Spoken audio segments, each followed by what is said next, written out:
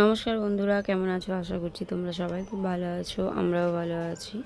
আজ গিয়েছিলাম আমরা সবাই মিলে, আমাদের বাড়ি থেকে 3 কিলোমিটার দূরে একটা মন্দির হয়েছে, বাবা শিবের মন্দির। খুব সুন্দর মন্দিরটা, দেখো খুবই সুন্দর। আর এটা একদম নদীর ধারেই অবস্থিত। আর আমরা একটু মন্দিরে কিছুক্ষণ বসেছিলাম, তারপরে আমরা গিয়েছিলাম নদীর ধারে। আর প্রত্যেক পিলারে দেখো ভগবানের মূর্তি রয়েছে। আর তারপরে আমরা কিছুক্ষণ এখানে একটু বসলাম।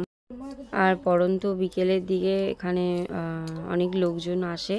এখন একটু রোদ্দুর আছে বলে লোকজন কম, কিন্তু যত রোদ্দুর কমবে লোকজনও তত বাড়বে।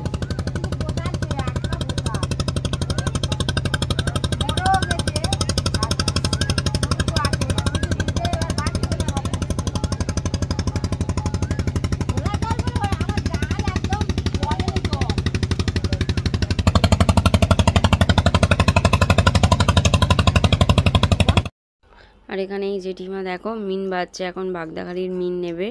একদম সরু সরু কাঠির মতো, আমরা তো বুঝতেই পারিনি প্রথমে যে কোনগুলো বাগদাখালির মিন। আর ওনারা প্রতিদিন ধরে বলে ওনাদের জানা। আর এখানে অনেক কাকিমা একসাথেই মিন ধরে। আর এই কাকিমা এখন এখানে বসে বসে এখন মিন বেছে নিচ্ছে, আর বাদ বাকি যেগুলো আছে ফেলে দেয়, আর নাহলে নিজেদের পুকুরে নিয়ে গিয়ে ছেড়ে দেয়। আর এই চিংড়ি মাছের বাচ্চা বা ছোট ছোট মাছের বাচ্চা এতটাই ছোট, সত্যি এদের খালি চোখে দেখা পাওয়া খুব মুশকিল। তোমরা দেখো, তোমরা দেখলেও নিজেরাও বুঝতে পারবে, এত ছোট ছোট।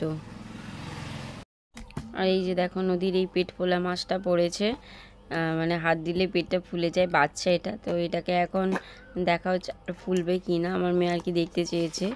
আর এই যে তারপরে পুকুরে, মানে পুকুরে না সরি, নদীতে ছেড়ে দেওয়া হলো। ওই যে ঘাসের মতো কাটি একটা ওইগুলো বাগদাখালি। আর একটা কিসে কি উঠেছে, জেলিফিশ উঠেছে নাকি একটা। এখান থেকে দেখো মন্দিরের চূড়াটা খুব সুন্দর দেখা যাচ্ছে।